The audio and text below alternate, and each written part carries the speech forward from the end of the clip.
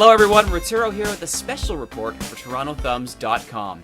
Since FTL, Faster Than Light, hit 2,000% of their fundraising goal on Kickstarter back in 2012, game devs have been flocking to the indie fundraiser site to help get their gaming dreams underway. Some projects have been big in scope, some have been small, some have been successes, and some have been failures. The latest game to try is coming out of the Netherlands from Convoy Games. Their game, aptly enough, is named Convoy, a roguelike game which they describe as being FTL meets Mad Max. So what is this game about, and what can we expect from Convoy? Joining me now to discuss this from Convoy Games, all the way from the Netherlands, is Sander de Visser. Sander, how are you doing today, my friend? Yeah, doing pretty good, thank you. So tell me, and all the folks out there who aren't aware, what is Convoy? Well, as the Kickstarter describes it, it is a tactical roguelike in which you travel across the planet Omega Prime to find parts to repair your broken spaceship. So tell me a bit about the gameplay of this. Is it just a matter of sort of like FTL, hopping from point to point, or is there a grander scope to it? Yeah, sort of like that. Except like in FTL, you have this the star map with these different stars and lines where you can go from one place to another. We have an open map where you can drive around yourself. You can choose wherever you want to go. There's no like sort of restrictions in where you can go, except for a fuel cost to travel. So roads take less fuel and mountains take a lot more fuel, obviously. Makes sense. So yeah, you have to sort of figure out the best optimal route to go from one place to another, but you're totally free to go wherever you want. So you mentioned that you're stranded on this planet here. Tell me a bit about the story of Convoy. Well, basically, your spaceship had to make a sort of crash landing on, or emergency landing on the planet after it suffered an engine failure due to either an ion storm or I think a solar flare, or we have various random actual sort of encounters that happen before you start the game. So even the introduction is completely random. You don't know how you're going to get sort there. of. I mean, it always will come to the same place where you start as or at the planet, but the cause for the crash is different each time. So that's just a little funny little random story element. But it's. Yeah. So the Kickstarter process itself, early on, you hit your goal very early on. In fact, 11 days to go. At the time of recording this, you have 11 days left. You're over your first two stretch goals. Yes, first of all, congratulations on hitting your goal so early. Yeah, and secondly, are you confident you'll be able to hit the stretch goals? Well, we have to see about the more stretch goals because in the last few days it has been going pretty slow, as you would expect when we've reached our goal. I think it was on the 7th or 8th day or something when we hit the initial goal. And so after that we didn't expect that to happen so quickly. I think it's mostly due to the press coverage we got, and that's just been amazing. So we're now sort of figuring out what we want to do, where we want to take it further. We don't really want to sort of do too much to get ourselves into problems. Like, we don't want to overpromise our game.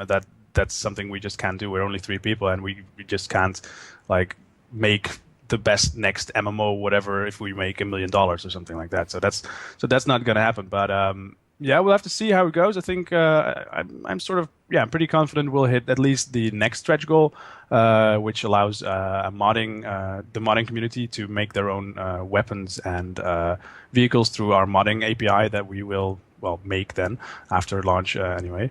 And we'll have to see about maybe hitting another one, but we'll see.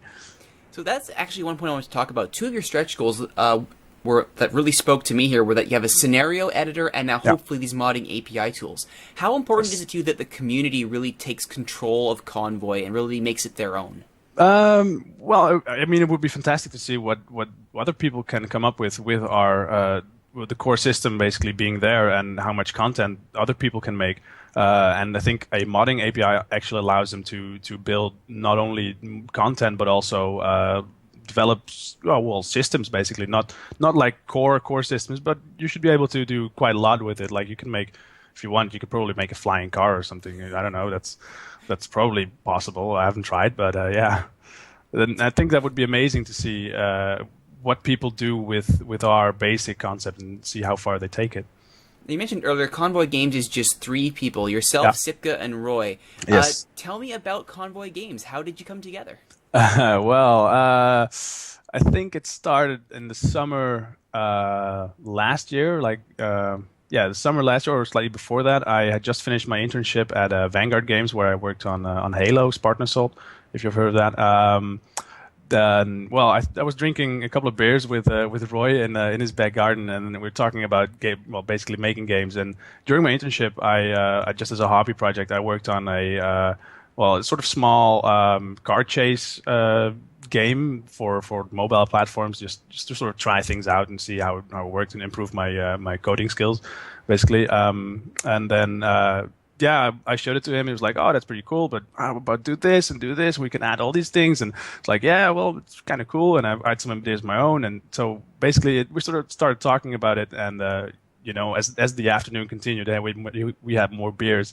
Like plans became bigger and sort of ridiculous at some point. But still, the idea sort of kind of stuck with us. And I think over the next couple of weeks after that, we sort of developed this sort of plan that we wanted to make, basically Convoy. And yeah, we did a lot of concept work on how we want to do it. Like, do we want to make it maybe it's like a side scroller or something else, or I don't know. We had a lot of ideas we're just playing around with, and eventually it became Convoy.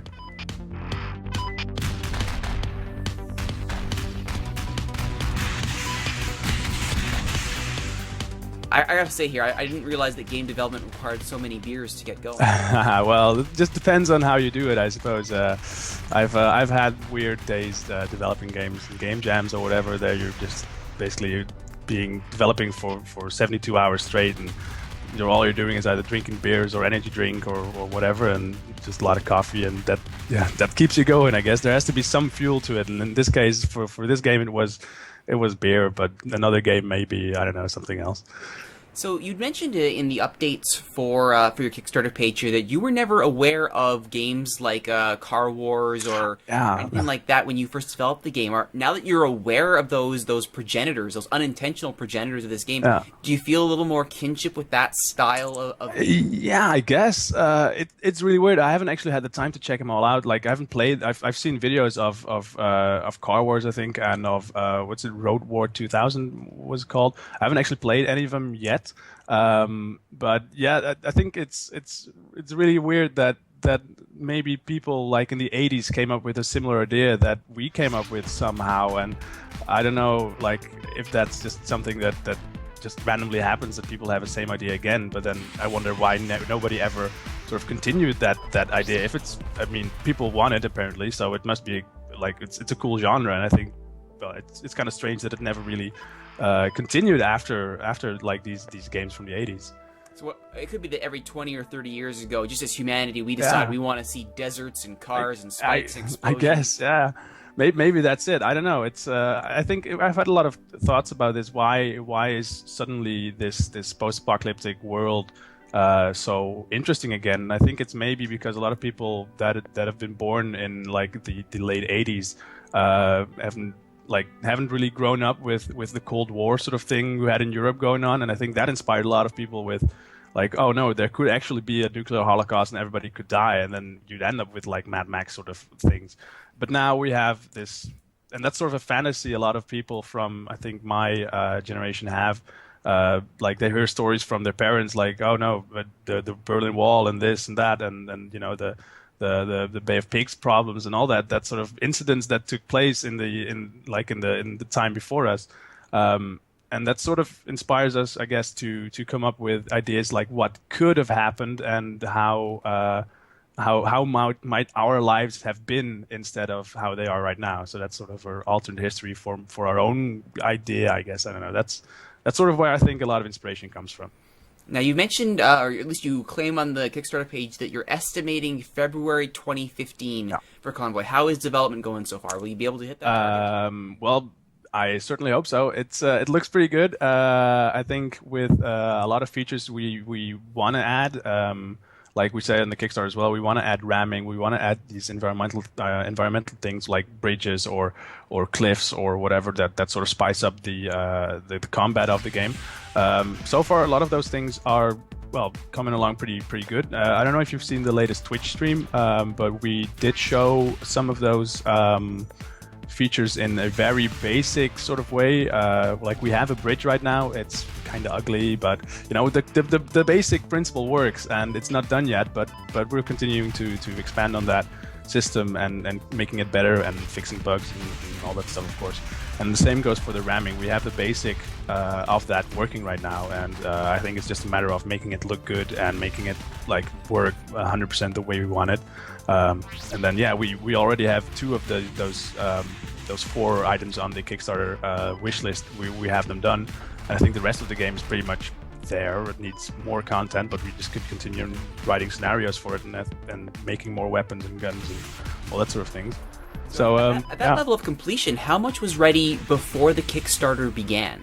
Well, we've been working on it for over a year. So I mean, basically, what we have right now is an alpha version of the game. Because we have a lot of features, or like these couple of features we want to add, and we don't want to call it a beta, but I guess some people might be able to call it a beta. It just depends on how you look at it. The game is pretty much done. It just needs more time for last, like, the polish round of it, basically. Well, as a Kickstarter backer myself, you can take all the time you need to polish this thing. What I've seen so far, I'm really excited about it. Hopefully all of you out there are excited as well. I've been talking with Sander de Visser from Convoy Games. Thank you so much for talking with me today, Sander. Yeah, thank you. No problem. And of course, my name is Rituro. Thank you all for watching, everybody. See you next time.